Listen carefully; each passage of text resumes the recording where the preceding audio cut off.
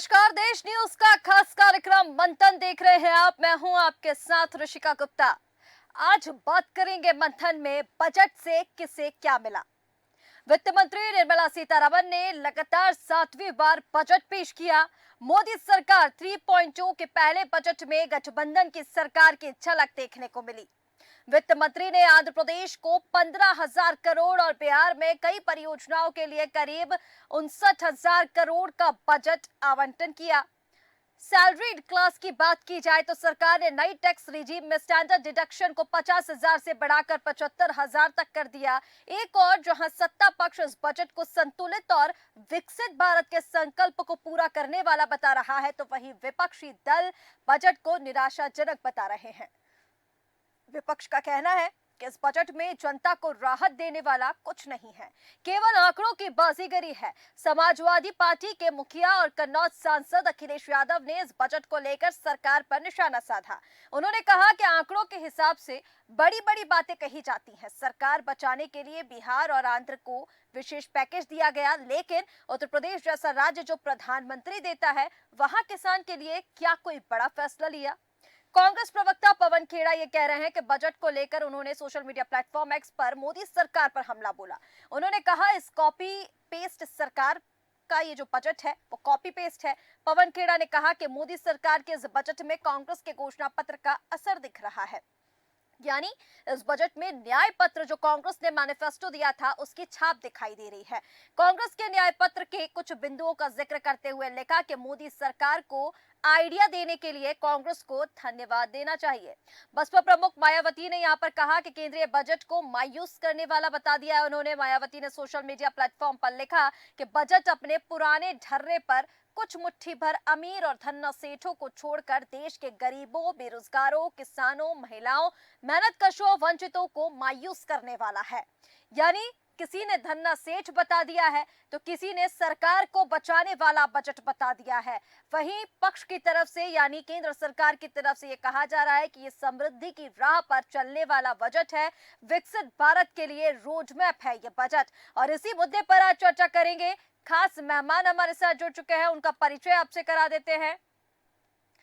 हमारे साथ रफत फातिमा कांग्रेस प्रवक्ता जुड़ गई है। रफत जी बहुत स्वागत है। जनक प्रसाद जी आम आदमी पार्टी नेता हमारे साथ जुड़ गए हैं। जनक जी बहुत स्वागत है।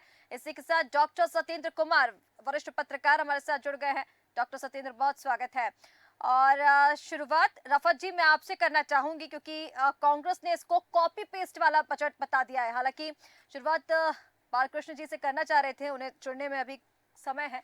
तब तक मैं आपसे ही जानना चाहूंगी, इस पर प्रतिक्रिया लेना चाहूंगी। बजट को किस तरह से देख चाह रही हैं आप, और बजट की अगर मैं बात करूं आपकी तरफ से तो बजट की हेडलाइन आप क्या देना चाहेंगी? क्या आपको इस बजट में खास दिख रहा है, या फिर आपकी तरफ से तो ऐसे कॉपी पेस्ट बता दिया गया है, ये बताया गया है कि न्याय पत्र की छाप इस बजट में दिखाई दे रही है? रफत जी देखिए, कुछ बिंदुओं पे इसको जो है पूरी तरह से कॉपी पेस्ट करा गया है। हम्म और जहां तक आम बजट है, ये आम बजट में आम नागरिक कहीं नहीं दिख रहा है। हम्म पूंजीपतियों को और अपने आपसी जो जो अलायंस वाले इनके गठबंधन में जो साथी हैं उनको रेवड़ियां बांटी गई हैं। उनको ध्यान में रखते, उनको केंद्र में रखते हुए ये बजट तैयार करा गया। और इससे पहले जो आवंटित था जो बजट शिक्षा, स्वास्थ्य, शहरी विकास पर, हम्म उसका कितना खर्चा हुआ अगर आप उस पर नजर डालिए, तो हम्म क्या इतना हमारे भारत में इतना विकसित विकास हो गया है कि इस पर इनका पूरा बजट खर्च हुआ है? हम्म जो पहले आवंटित हुआ था उसका कोई ब्यौरा नहीं देते ये लोग। जैसे हमेशा की तरह बजट से छलावा आज भी वही है कि हम्म आम नागरिक उसमें कहीं नजर नहीं आता है। हम्म सिर्फ पूंजीपतियों और कुछ लोगों को खुश करने के लिए बजट तैयार किया जाता ठीक है। रफत जी जैसे कि आप कह रही हैं कि कुछ पूंजीपतियों कुछ लोगों को खुश करने के लिए, जैसे कि आपने यहाँ पर बताया कि कुछ लोगों को रेहड़ियां बांटी गई हैं, सहयोगी दलों की आप यहाँ पर बात कर रही हैं। इसका जवाब बालकृष्ण जी से लेंगे, वो कुछ ही समय में जुड़ जाएंगे हमारे साथ। तब तक जनक प्रसाद जी आपके पास मैं आना चाहूंगी। आप किस तरह से इस बजट को देख रहे हैं? आम आदमी को खुश करने वाला ये बजट है, जैसे कि प्रधानमंत्री की ओर से कहा गया कि समृद्धि की राह पर चलने वाला ये बजट है, विकसित भारत के लिए रोड मैप है ये बजट जो विकसित भारत के संकल्प को पूरा करेगा। आपकी पार्टी इसे किस तरह से देख रही है? आपके सभी दर्शकों को मेरा प्रणाम। जी और इको थोड़ा सा रात तय कर लीजिए। देखिए, ये बजट जो है ये सरकार बचाओ बजट है ये। दूसरा जो है ये दूसरा पॉइंट है कि ये जवान और किसान विरोधी बजट है ये। हम उम्मीद कर रहे थे कि ये सरकार जिस तरह से अग्निवीर के ऊपर विपक्ष ने काफी जो हमला बोला था, इसको कैंसिल करने के लिए विरोध प्रदर्शन किए थे, तो लेकिन सरकार के ऊपर कोई भी मतलब के ऊपर असर नहीं पड़ा और अग्निवीर को ये कंटिन्यू कर रहे हैं। किसान जो आपको घर तक रोटी खिलाता है, उसके लिए उसके कीटनाशकों में, उसके जो एग्रीकल्चर प्रोडक्ट लेता है, वो उसके टैक्सेशन में कोई कमी इन्होंने नहीं करी है। एमएसपी की बात आती है, कोई एमएसपी की बात इन्होंने नहीं करी है। किसान हमारा 1 साल से वो सिंधु बॉर्डर पर बैठा हुआ है, कोई बात नहीं करी इन्होंने। तो ये पूंजीपतियों की सरकार है। दूसरी बात, हमारी 2 जगह सरकार चल रही है, दिल्ली और पंजाब में। दिल्ली में हम लोग लगभग 2.332 लाख करोड़ रुपए का हम लोग टैक्स देते हैं। 232 लाख करोड़ का हम लोग टैक्स देते हैं और 54 इन्होंने नहीं दिए सरकार को। क्या सौतेला व्यवहार है इनका। दूसरी बात, आज मैं क्रूड ऑयल का देख रहा था, 81.86 का क्रूड ऑयल आज है। जब माननीय मनमोहन सिंह जी की सरकार थी तो उस समय $120 प्रति बैरल का क्रूड ऑयल गया था और उस समय 56 रुपए जब हम ये सरकार तेल डीजल बेच रही थी तो ये लोग हंगामा कर रहे थे। तो आप देख लीजिए, $120 प्रति बैरल उस समय था, तो 56 रुपए, क्योंकि महंगाई का बेस तो डीजल ही है। उसका जो ट्रांसपोर्टेशन कॉस्ट बढ़ रही है, जो सब्जियां आ रही हैं जा रही हैं, तो उस पर कॉस्ट बढ़ रही है, तो उसको कम करना चाहिए सरकार को। ठीक है। दूसरी बात, दवा की बात कर लेता हूं। मैं शुगर का पेशेंट हूं। जो दवा 2 साल पहले 56 रुपए की मिल रही थी, आज वो 140 रुपए 150 रुपए दवा मिलती है, पत्ता मिलता है। तो हर तरीके से ये जन विरोधी ये नीतियां लेके आते हैं ये, और अमीरों को टैक्स लेके उनको फायदा पहुंचाते। ठीक है जनक प्रसाद जी, जल्दी से एक रिएक्शन डॉक्टर सत्येंद्र कुमार आपका भी लेना चाहूंगी, उसके बाद मैं रफत जी के पास वापस आती हूँ।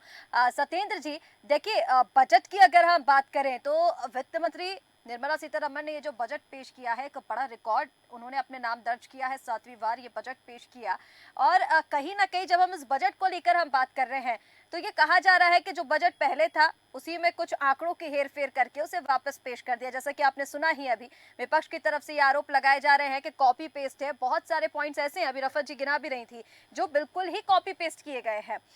पवन खेड़ा की ओर से ये लिखा गया है एक्स हैंडल पर कि उन्हें इस आइडिया के लिए धन्यवाद देना चाहिए कांग्रेस का। इधर सपा ये कह रही है, समाजवादी पार्टी, कि ये कुर्सी बचाओ बजट है, सहयोगी दलों को रेवड़ियां दी गई हैं। आप कैसे देख रहे हैं इस बजट को? लग रहा है आपको कि आम व्यक्ति के लिए, आम आदमी के लिए इसमें कोई खास बातें हैं भी या नहीं, या फिर सिर्फ जैसे कि कहा जा रहा था कि लोक लुभावन बजट, या फिर पॉलिटिकल बजट इसे हम कहें, ये पॉलिटिकल बजट है? बजट विपक्ष और सत्ता पक्ष के अनुकूल है। अगर कह रही है कि न्याय यात्रा का छाया है, इसका मतलब कांग्रेस भी सहमति प्रदान कर रही है कि ये बजट लोकलुभावन है तो भी जनता के हित में है। लेकिन ये खास तौर पर देखना कि जनता उससे बजट से कितना संतुष्ट होती है, मध्यम श्रेणी परिवार के लोग इससे लाभान्वित होते हैं। अभी मैं देख रहा था कि 3 लाख रुपए तक जो है, मतलब कोई टैक्स नहीं है। 3 से 7 लाख रुपए के बीच में 5% है, और 7 से 10 लाख रुपए में 10%, 10 से 12 में 15%, और 12 से 15 जो है 20% तक का टैक्स है। 15 लाख से ऊपर का 30% है। ये टैक्स का स्लैब इन्होंने निर्धारित किया है, जो पहले के बजट से कुछ मिलता जुलता है, उसी तरह से है, इसमें कोई दो राय नहीं। लेकिन अभी किसानों की बात कर रहे थे, तो किसानों के लिए 1.52 लाख करोड़ रुपए बजट आवंटित किया गया है, और 5 राज्यों में किसान क्रेडिट कार्ड जो 400 जनपदों को दायरे में ला करके उसका सुविधा दी जाएगी। केंद्रीय बजट में 100 शहर उसके आसपास के निवेश के लिए तैयार प्लग एंड प्ले औद्योगिक पार्क विकसित किए जाएंगे। राष्ट्रीय औद्योगिक गलियारा विकास कार्यक्रम के तहत 12 औद्योगिक पार्क स्वीकृत किए गए हैं। 30 लाख से अधिक आबादी वाले 14 बड़े शहरों में ट्रांजिट ओरिएंटेड डेवलपमेंट योजनाएं लागू होंगी। 1 करोड़ शहरी गरीबी और मध्यम वर्गीय परिवारों को पीएम आवास योजना शहरी जो इनके द्वितीय कार्यकाल के तहत कवर किया जाएगा, जो उस समय की योजना बनी थी। चुनिंदा शहरों में 100 साप्ताहिक हाट या स्ट्रीट फूड हब, ये मेरे लिए ये लगता है कि एक अलग यूनिक चीज है, और इससे जो गांव से जुड़े हुए किसान शहरों में सब्जी या और चीजें बेचना चाहते हैं, ये सारी चीजें तो सरकार की तरफ से इस बजट में दी गई हैं, सभी सेक्टर्स को ध्यान में रखा गया है, सभी वर्गों को ध्यान में रखा गया है। लेकिन सत्येंद्र जी, जो प्रधानमंत्री कह रहे हैं कि समृद्धि वाला ये बजट है, विकास वाला ये बजट है, दूसरी तरफ विपक्ष ये कह रहा है कि कुर्सी बचाओ ये बजट है, इन दोनों में आप क्या डिफरेंस देख रहे हैं? वाकई समृद्धि वाला बजट है या वाकई कुर्सी बचाओ बजट है? क्योंकि देखिए, हमने वो सरकारें भी देखी है जब बीजेपी पूर्ण बहुमत में थी, और अब जब सहयोगी दलों के साथ बीजेपी, हम तब भी देख रहे हैं। तो यहाँ पर पहले हमने कभी ऐसा नहीं देखा। बिहार को आप देखिए, भले ही विशेष राज्य का दर्जा नहीं मिला, लेकिन एक तरह से पिटारा बिहार के लिए खोल दिया गया, खजाना खोल दिया गया। आंध्र प्रदेश के लिए आप देखिए, एक राजधानी के लिए बजट दे दिया गया कि राजधानी का विकास हो। इसे आप कैसे देख रहे हैं?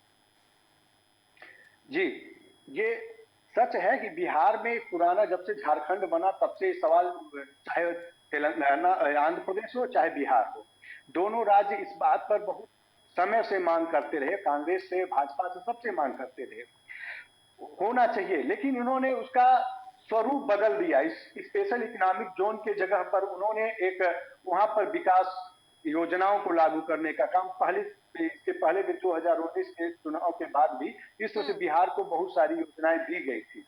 आज उसी के द्वितीय चरण में और मतलब बजट ऐलान किए गए हैं, तो एक अच्छी चीज है। बिहार पिछड़ा है, अगर बिहार को दिया जा रहा है तो इसको गलत तरीके से नहीं दिखाना चाहिए। तेलंगाना एक नया विकास की योजना और लोगों को जो रोजगार के लिए, नए संसाधन के लिए बात कर रहा है तो जोड़ना चाहिए, क्योंकि ये राज्य के पास टैक्स कट जाते हैं जब राज्य बढ़ते हैं। तो ठीक है सत्येंद्र जी। रफत जी, देखिए यहाँ पर जो आरोप आपकी ओर से लगाए जा रहे हैं कि ये कुर्सी बचाओ बजट है या फिर सहयोगी दलों को रेवड़ियां इस बजट से बांटी गई हैं, इसके लिए आप जनता को कैसे कन्विंस करेंगे? देखिए, कहीं ना कहीं हर सेक्टर को ध्यान में रखा गया है। महिलाओं की बात करें, रोजगार की बात करें, बेरोजगारी को लेकर अगर हम बात करें तो उसको लेकर भी इस बार बजट में खास बेहतर जो कोशिशें हैं वो की गई है। शिक्षा को लेकर आप देख लीजिए, स्वास्थ्य को लेकर आप देख लीजिए। तो आप इसके लिए जनता को कैसे कन्विंस करेंगे कि ये समृद्धि के लिए नहीं, विपक्ष की ओर से जो तंज कसा जा रहा है कि ये कुर्सी बचाओ बजट है? कि आपने कहा ना कि प्रधानमंत्री जी कहते हैं विकास और समृद्धि के लिए ये बजट है। 2014 से हम लोग देख रहे हैं कि विकास हुआ कहाँ है। लगातार बजट पास होते हैं और बजट पर जितना खर्च होना चाहिए वो होता नहीं है। शिक्षा पे कितना हुआ है, पहले तो इसके आंकड़े हमें पता होना चाहिए और जनता को भी बताना चाहिए। ठीक है कि वो शिक्षा, स्वास्थ्य, शहरी विकास जिसकी बातें होती हैं कि विकास हो रहा है, विकास हो कहाँ रहा है। हर बार बजट आता है, हर बार जनता मायूस हो जाती है, तो हर बार झुंझुना पकड़ा देने से जनता कैसे जो है आपको जो है समझ लेगी कि आपने उसके हक में कोई काम करा है। ठीक है, तो जनता के लिए आपने हमेशा छलावत को छला है और चलते चले आ रहे हैं। ठीक है। तो अभी आप निर्मला जी के लिए करी थी ना, उनके लिए बहुत ये खुशी का वो है कि उनके लगातार 7वीं बार बजट पास हो रहा है। तो ये खुशी की बात नहीं होती जब शहर में कहीं विकास दिख नहीं रहा है, तो कहने से और करने में बड़ा अंतर होता है। चलिए, भारतीय जनता पार्टी से प्रवक्ता हमारे साथ सुरेश रत्नानी जी जुड़ गए हैं। सुरेश जी, बहुत स्वागत है देश न्यूज पर। और सुरेश जी, सबसे पहले इन्हीं सब बातों को लेकर आपके पास आना चाहूंगी। आप शुरुआत आप ही से करना चाह रही थी, लेकिन अब आप काफी लेट जुड़े हैं तो जवाब भी आपसे चाहूंगी जो बाकी लोगों ने कहा है। यहाँ पर देखिए, कांग्रेस की तरफ से ये कहना है कि रेवड़ियां पाटी जा रही हैं, कुर्सी बचाने के लिए ये बजट पेश किया गया है। हमारे साथ आम आदमी पार्टी के प्रवक्ता भी जुड़े हुए, उन्होंने कहा है कि किसान विरोधी एक तरह से वो ये कह रहे हैं कि किसानों के लिए आपने क्या किया है। आपसे जानना चाहूंगी, आप इस बजट में क्या खास मान रहे हैं? आपकी सरकार ने क्या किसके लिए बहुत ज्यादा बेहतर किया है? और दोनों प्रवक्ताओं की बातों का भी जवाब दीजिए ना। सबसे बड़ी बात, बजट जो भी आया बहुत ही अच्छा देश हित में आया है, युवाओं के लिए आया है और नौजवानों के लिए हर तरह से नौकरियों के लिए आया है। और बजट की जितनी तारीफ की जाए उतनी कम है। और बिहार के लिए जो ये कह रहे हैं, बिहार वैसे भी पिछड़ा है, अगर वहाँ विकास होगा, हाईवे बनेंगे, तो वहाँ से अदर राज्यों को जो है काफी उनका सहयोग मिलेगा, वहाँ की जनता को मिलेगा, हम लोग जो हाईवे जाते हैं बाई रोड उनका सहयोग मिलेगा, बहुत बड़ा फायदा मिलेगा। अब बिहार को जो आंध्र प्रदेश के लिए कह रहे हैं, तो जहाँ जरूरत है वहाँ दिया गया है, ये थोड़ी कि नहीं दिया गया। वो उनका ये कहना है कि सरकार बचाने के लिए, यानी कहीं ना कहीं, क्योंकि देखिए हमने जब पूर्ण बहुमत में बीजेपी थी तब के बजट भी देखे हैं, और अब क्योंकि सहयोगी दलों के साथ है तो अब के बजट भी देखे हैं। इस बार विशेष जो चीजें दी गई हैं बिहार को और आंध्र प्रदेश को, उसको लेकर ये आरोप लगाए जा रहे हैं कि सरकार बचानी है तो सहयोगियों का साथ तो देना होगा, रेवड़ियां तो बांटनी होंगी।